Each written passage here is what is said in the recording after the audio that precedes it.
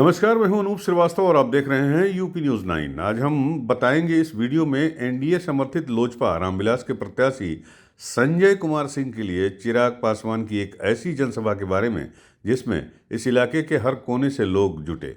इस खास लाइनअप में यह भी दिखाया जा रहा है कि चिराग धीरे धीरे सही पर स्पष्ट रूप से अपनी राजनीतिक जमीन मजबूत कर रहे हैं, जबकि विपक्ष अभी भी भीतर भीतर विचारधारा और रणनीति के दबाव में फंसा हुआ दिखाई दे रहा है।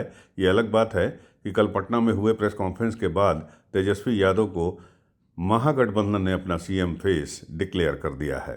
चिराग ने संजय कुमार सिंह को एक साफ संदेश के साथ सामने रखा, ईमानदार, निष्ठावान और क्षेत्र की आवाज बनने वाले नेता के रूप में। एनडीए के साथ खड़े रहने का मकसद इलाके के विकास के लिए एक ट्रांसपेरेंट प्लान की वकालत करना है, जिसमें शिक्षा, स्वास्थ्य, सड़क के क्षेत्रों में केंद्र राज्य के बीच कोऑर्डिनेशन जरूरी होगा। चिराग ने सिमरी बख्तियारपुर के मौजूदा विधायक के सालों भर के विकास कार्य में कमी के आरोप भी लगाए। उन्होंने कहा कि शिक्षा, स्वास्थ्य और बुनियादी सुविधाओं में ठहराव साफ नजर आ रहा है। चौधरी महबूब अली कैसर के साथ पार्टी परिवार के रिश्तों को उजागर करते हुए उन्होंने विरोधी दलों के भीतर सत्ता स्वार्थी गठजोड़ की भेदशीलता को सामने लाने की कोशिश की। वोटर मनोविज्ञान पर फोकस किया और इस रैली में स्पष्ट किया कि संजय कुमार सिंह इस इलाके की वास्तविक आवाज बनेंगे। केंद्र राज्य मिलकर इलाके के विकास की दिशा को तय करेंगे। सीटों के बंटवारे और रणनीति के विवादों को उठाते हुए चिराग एनडीए के एकीकृत फ्रेम की ताकत को बढ़ाने का भी तर्क दिया। पूरा सोच के समझ के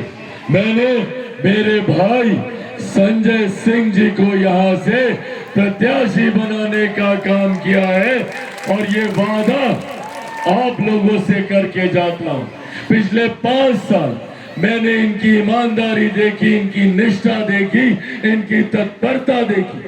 जिस तत्परता से विपरीत परिस्थितियों में भी इन्होंने सिर्फ और सिर्फ अपनी विधानसभा, अपने क्षेत्र, अपने लोगों के बारे में सोचने का काम किया। पिछले 5 सालों में निरंतरता में ये मेरे पास आए, अलग अलग कार्यों को लेकर मुख्यमंत्री जी के पास गए, प्रधानमंत्री जी के पास गए, अलग अलग विभागों के मंत्री के पास गए, ताकि कैसे भी आपकी समस्या का समाधान कराया जा सके।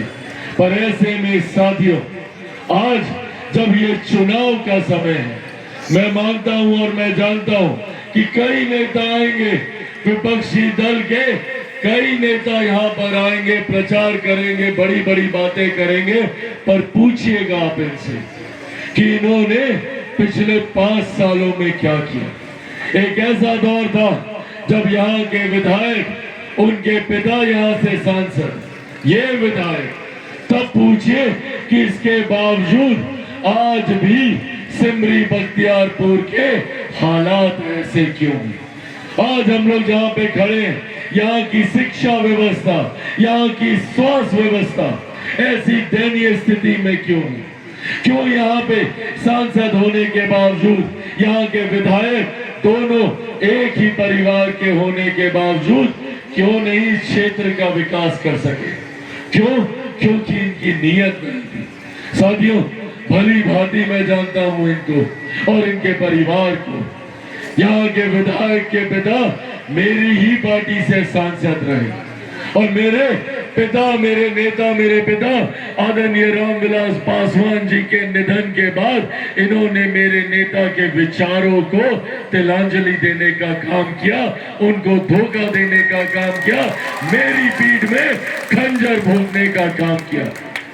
आज ये जिम्मेदारी आप सबकी बनती है, आज ये जवाबदेही आप सबकी बनेगी कि जिन लोगों ने आदरणीय रामविलास पासवान जी के विचारों को धोखा देने का काम किया। सहरसा की जनता की प्रतिक्रिया भी जोरदार रही। जनसभा में संजय कुमार सिंह के समर्थकों की तालियां और नारों ने यह संकेत दिया कि क्षेत्रीय जनता एनडीए की स्थिरता और विकास की राह को उम्मीद भरी निगाहों से देख रही है। चिराग ने कहा कि हम आपके इलाके का सम्मान करते हैं और एक ऐसे उम्मीदवार को समर्थन दे रहे हैं जो राज्य और केंद्र के बीच सही संतुलन बनाकर विकास को ले आएगा।